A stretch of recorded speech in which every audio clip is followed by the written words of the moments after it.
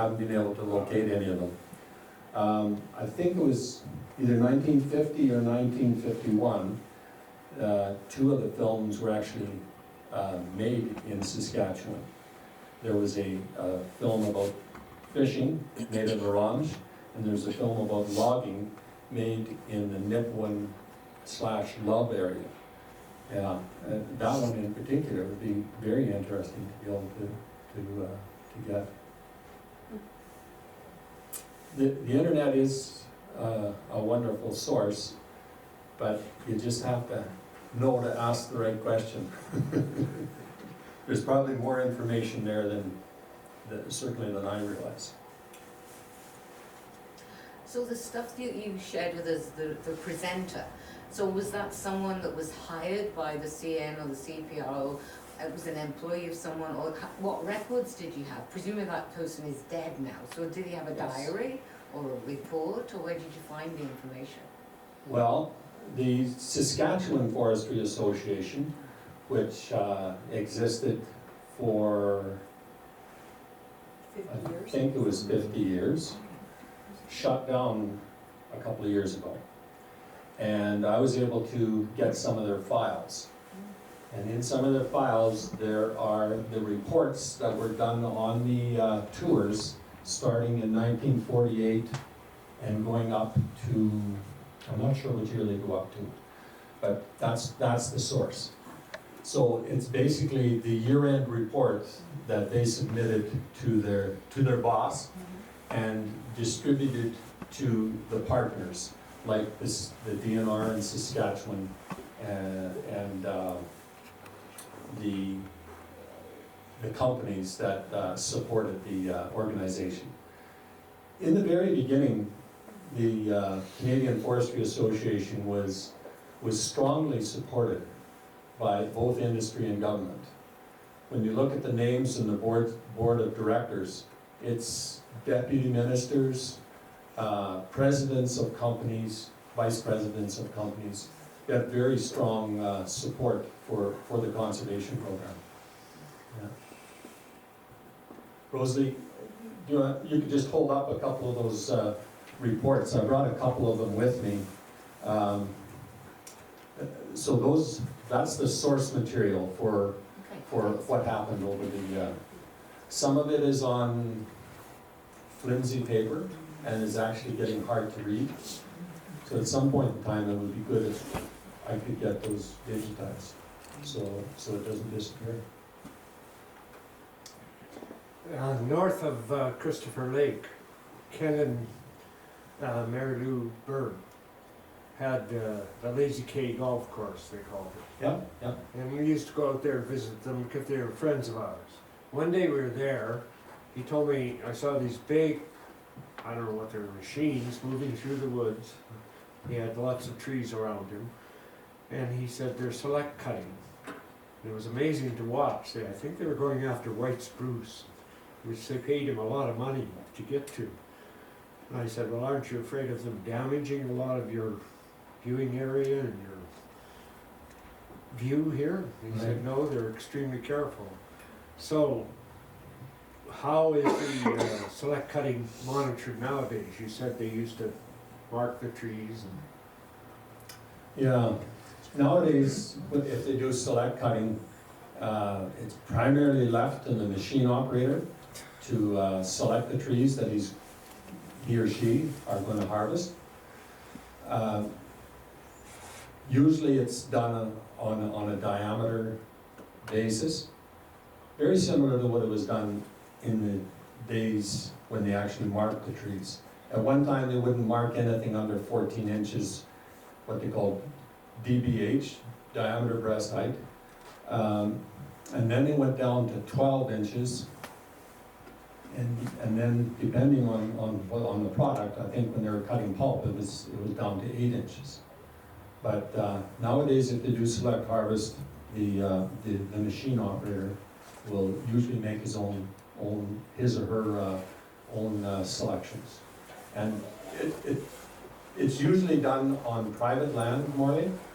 And so then they would talk with the landowner ahead of time, and the landowner would say, I want 50% of the trees left standing, Okay. or I want 40% of the trees left standing, and So this is not monitored by the government at all, it's left up to the individuals. there's very little select harvest done on government land anymore, on crown land. That, some may take place within, reserve areas along lakes or rivers, but otherwise it's almost all clear cut harvesting. And unlike what was done through the 60s, 70s, and 80s, starting in the 90s, the clear cut harvesting began to try and take more of a ecological approach to the harvest. And especially into the 2000s, to try and emulate what would happen in a forest fire. So in a forest fire, it doesn't burn everything. A forest fire will leave islands throughout the perimeter of the fire that will be either lightly burned or not burned at all.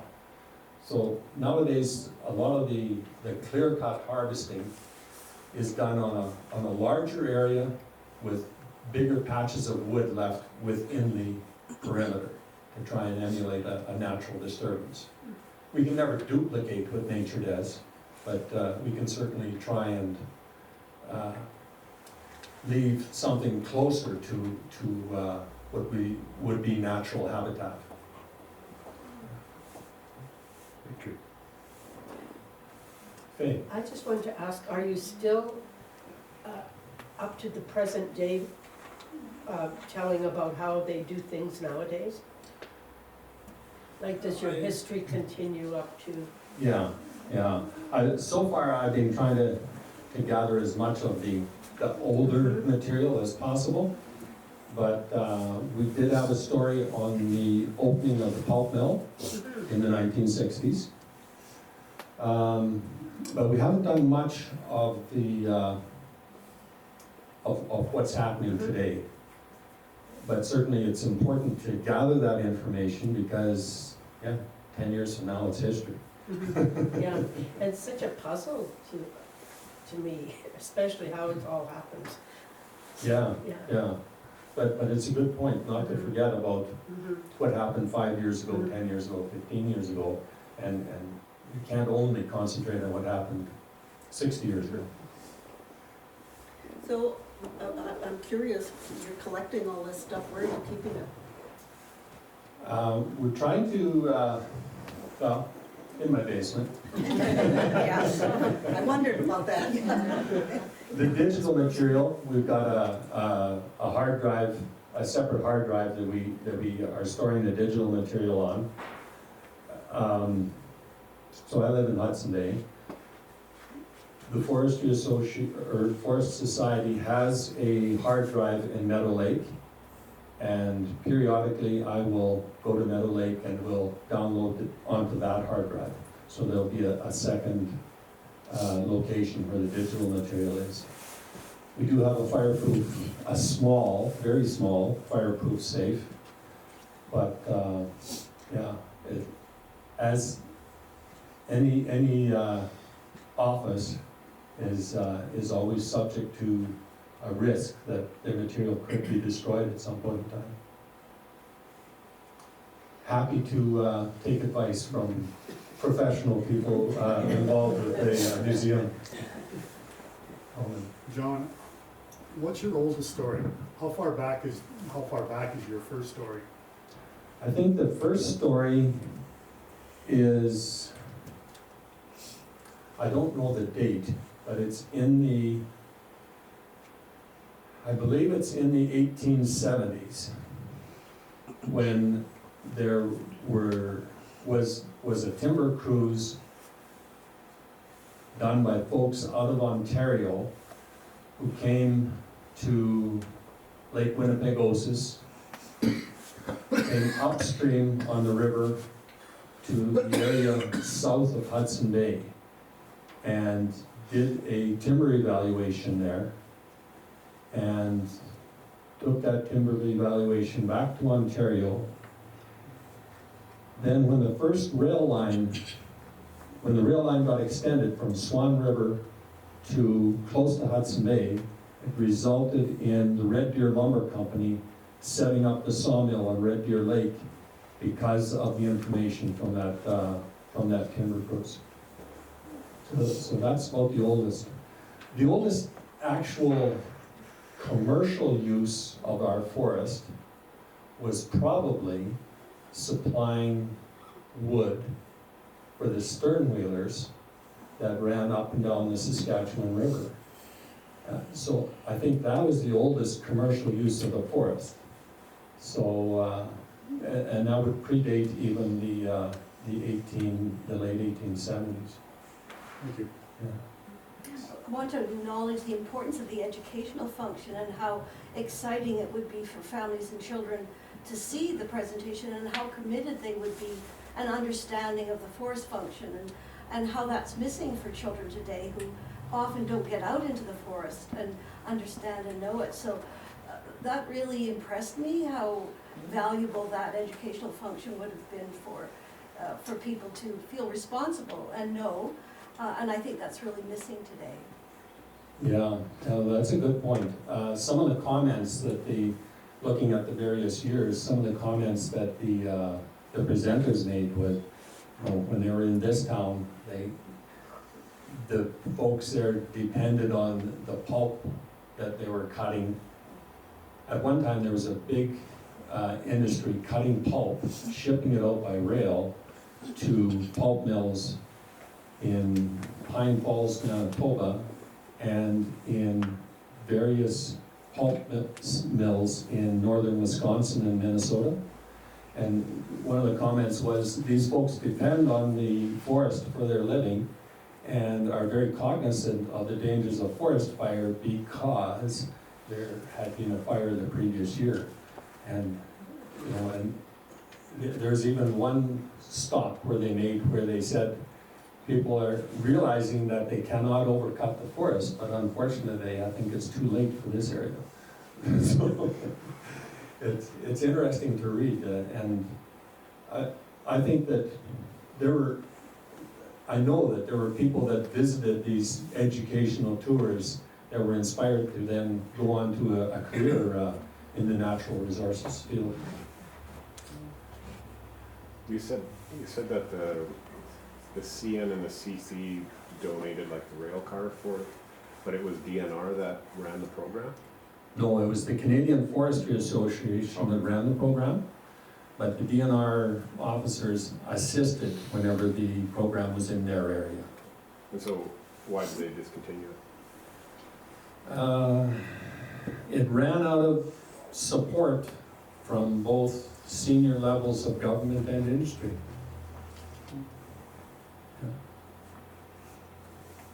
Do you know how many cars were there? Was there just one and rail car? And where did it end up? Anybody know? Yeah, the car ended up in Austin, Manitoba at a museum, The rail car. the rail car. The rubber tired vehicles, I think, were just turned back to the companies. There was just one car at any one time, but it started out in 1919 or 1920 as a wooden frame car, and then at some point in time, I did read the year at some point, but I can't find it back. It changed to this steel body rail car. And then each fall, when the program was finished, it went back to Winnipeg to the shops for R&R, so it was ready for the next year. Darryl. One of the stories that I found interesting was the 1919 Great Fire. And when you juxtapose that to the fires that we've been seeing over the last couple of years, that would have been a pretty dramatic fire of the time. Yeah, for sure. Daryl's referring to the Great Fire of 1919. It's a fire that started near Lac La Biche, Alberta, and it burned all the way from Lac La Biche, Alberta, across the now border I guess Alberta and Saskatchewan were provinces since 1905. Burned across the Alberta-Saskatchewan border, through the Meadow Lake area, over into the Big River area, almost burned the town of Big River. Did burn a large amount of the wood supply for the town of Big River, and almost came to Prince Albert. When I was a kid, my dad talked about the fact that at one time there was a huge forest fire that stopped out in that Shellbrook country. It was a massive fire. It made the Fort Mac fire that we heard about a few years ago small by comparison. But yeah, very interesting story. A lady by the name of Merle Massey provided quite a bit of the background material for that. She had done her master's thesis on that fire. It could have been that fire came as far as Prince Albert, because my father, who settled south of Prince Albert in 1907, spoke of the ash landing on their farm, which is 5 miles south of, 10 miles south of Prince Albert at that time. And that was in 1919. And ash was drifting and landing at their farm. Yeah, so that would have been the same fire, I'm sure. Same fire, yes. Yeah. And that's incidentally probably the same fire that cleared out the area north of the pulp mill and up as far as Meath Park and Henryburg. Because when the 30s came along, people came from the south, and that area was open for homesteading, and there was not that much bush. Right, yeah. Yeah, and the same thing happened in a number of areas between here and Lac La Biche. The Meadow Lake area, for instance, Yeah. a lot of the settlers that moved in there talked about the remnants of the fire that they dealt with, as opposed to the standing green timber that many other people across the province had to deal with on their homesteads. John, just an aside to your 1911 visit by the Wilfrid Laurier. His generosity might have been prompted by the fact that he was trying to find a solution to the Manitoba school question. And he had a solution that he was ready to provide. That's why he was probably taking all those people to hear his speeches and garner support in Manitoba to cure things. Yeah. But anyway, that's a bit of an aside. And I'm sure that no taxpayer money was involved at all. I'm sure there wasn't. You know that he ran in Prince Albert and was elected after he promised the Prince Albert National Park. Was that him or was that King? Laurier. No, that was Laurier. Okay. Yeah. Yeah, check Those it. darn teachers, you know, and education, they're causing trouble still. All right. So did our adjacent provinces have one of these trains, or was it just Saskatchewan? I don't know that had it. The program was active in Manitoba as well. Initially, there was and I believe Alberta, although I don't know anything about the Alberta program. Initially, the Prairie Provinces branch of the Canadian Forestry Association was based out of Winnipeg and covered the 3 provinces. And then I think it was after the pulp mill started here, I believe Tom Valentine headed the formation of the Saskatchewan Forestry Association. And then it was sort of Alberta, Saskatchewan, Manitoba having their own provincial organizations.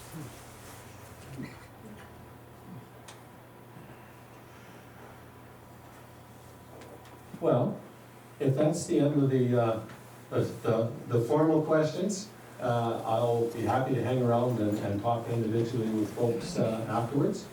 Maybe I could just add a note. I mean, in some ways, I'm proud of the work that John is doing to support or to get this going. But John actually started this Forest History Society on his own and decided that this was something that was really valuable and was missing from our province. Most other provinces across Canada have forest history societies, and we're kind of behind in collecting information.